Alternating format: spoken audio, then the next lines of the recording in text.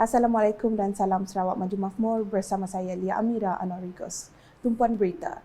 Timbalan Perdana Menteri Datuk Petinggi Dr. Ahmad Zahid Hamidi selamat tiba di Pangkalan Udara Tentera Udara Diraja Malaysia TUDM Kuching pada petang Khamis sempena lawatan kerja beliau selama 2 hari di Kuching. Ketibaan beliau dengan pesawat khas pada jam 7.40 petang disambut oleh Timbalan Premier Sarawak Datuk Amar Douglas Ugah Embas. Turut hadir menyambut ketibaan beliau ialah Menteri Industri Makanan, Komoditi dan Pembangunan Wilayah Sarawak, Datuk Seri Dr. Stephen Rundi Utom, Timbalan Menteri Kemajuan Desa dan Wilayah, Datuk Rubiah Wang, Timbalan Menteri Industri Makanan, Komoditi dan Pembangunan Wilayah Sarawak, Datuk Dr. Abdul Rahman Ismail dan Datuk Martin Ben, Timbalan Setiausaha Kerajaan Sarawak Operasi, Datuk Hee Chang Kee dan Timbalan Setiausaha Kerajaan Sarawak Pentadbiran, Datuk Baklen Bangi. Difahamkan kedatangan beliau ke Sarawak kali ini adalah untuk merasmikan Mini Karnival Usahawan Desa KUD at Kota Samarahan pada hari ini. Dalam pada itu, Datuk Petinggi Ahmad Zahid juga akan menyerahkan bantuan termasuk bantuan Majlis Amanah Rakyat MARA menerusi skim pembiayaan kontrak Express Pipe tahun 2024 berjumlah RM6,536,000 kepada 39 orang penerima.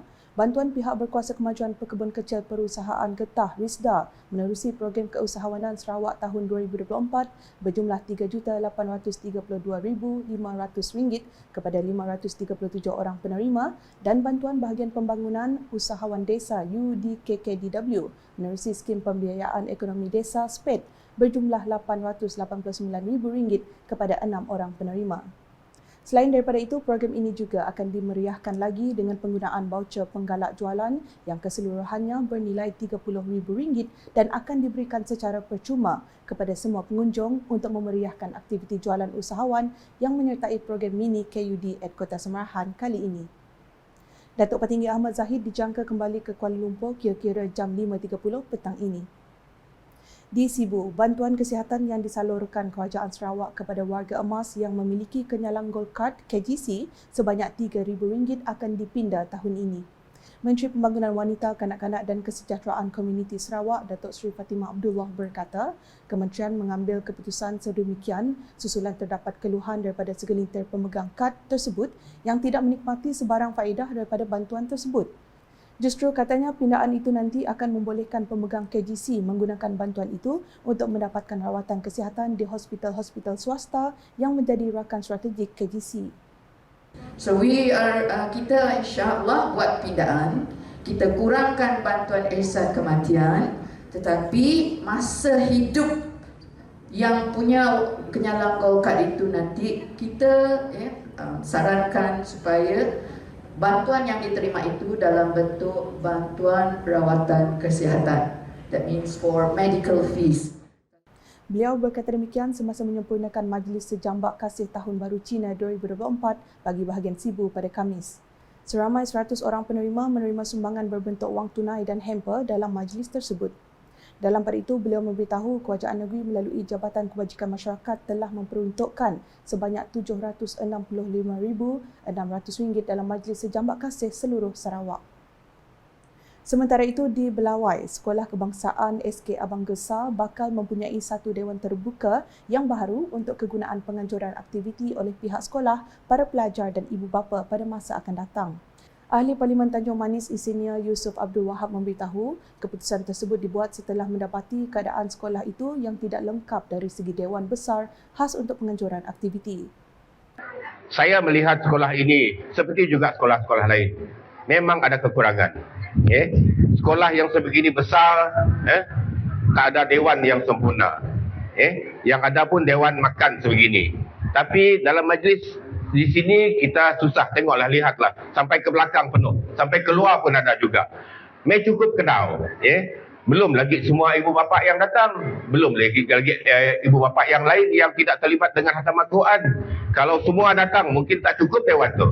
Jadi sebab itulah, saya tak boleh luluskan jumlah begini besar. Maksudnya tadi, saya akan masukkan satu projek dewan untuk SK Abang Gesa dalam peruntukan saya yang akan datang. Beliau berkata demikian semasa berucap menyempurnakan Majlis Khatam Al-Quran SK Abang Gesa Belawai pada Khamis. Menurut beliau, satu perbincangan dengan pihak Jabatan Kerja Raya JKR bagi menilai peruntukan yang diperlukan dan permohonan tersebut akan dibuat melalui projek program transformasi luar bandar RTP ataupun melalui projek mesra rakyat PMR. Dalam majlis tersebut, Insinyur Yusof turut meluluskan peruntukan sebanyak RM3,000 kepada pihak sekolah membeli set unit sistem pembelajaran digital bagi menambah kemudahan yang sedia ada.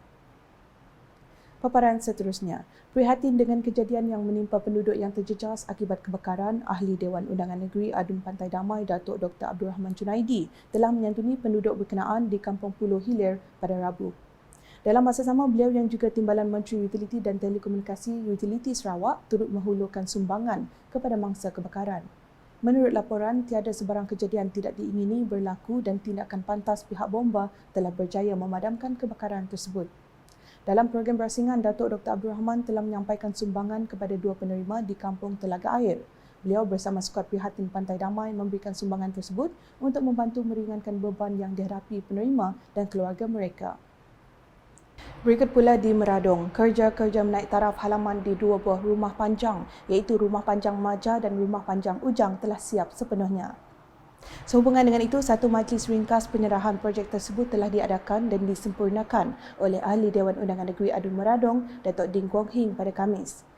Menurut beliau, projek tersebut merupakan projek transformasi luar bandar RTP di bawah seliaan Jabatan Kerja Raya JKR bahagian Sadike dengan kos berjumlah RM80,000. Dalam majlis tersebut, Datuk Ding berasa amat berpuas hati dengan hasil kerja yang memberangsangkan di samping keupayaan pihak kontraktor yang berjaya menyiapkan projek itu awal dari tarikh yang ditetapkan.